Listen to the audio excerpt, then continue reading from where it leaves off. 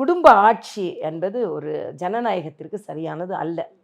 நான் திராவிட முன்னேற்ற கழக தொண்டர்களை பார்த்து தான் நான் கொஞ்சம் பரிதாபப்படுகிறேன். ஏன்னா, அவங்க எவ்வளவு பணியாற்றுகிறார்கள் என்னன்ட்டு. துரைமுருகன் அண்ணனோடலாம் எவ்வளவு சீனியர்லாம் இருக்காங்க.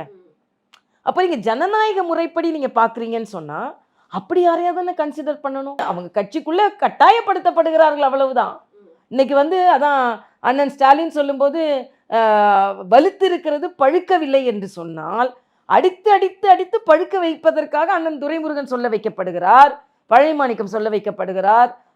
அப்பாவு அவர்கள சபாநாயகர் சொல்ல வைக்கப்படுகிறார். ஏன் எல்லாரும் ஒரே கோரஸ்ல சொல்றீங்க? அவங்க யாரும் தலைமையை எதிர்த்து பேசக்கூடிய சூழ்நிலை அவர்களுக்கு இல்லை என்பதுதான். இப்ப அதுதான் ஜனநாயகம் இல்லைன்னு நான் சொல்றேன். இப்ப என் கட்சியில அகில பாரத தலைவர் தேர்தல் வருதுன்னா, யாரெல்லாம் தலைவராக நிற்கலான்னு கன்சிடர் பண்ணுவாங்க. அதுக்கப்புறம் ஏன்னா எங்கள வாரிசு கிடையாது. வாரிசு இருந்ததுன்னா எங்களை மாதிரி உள்ளவங்களாம் இங்கே தலைவராக வந்திருக்க முடியாது.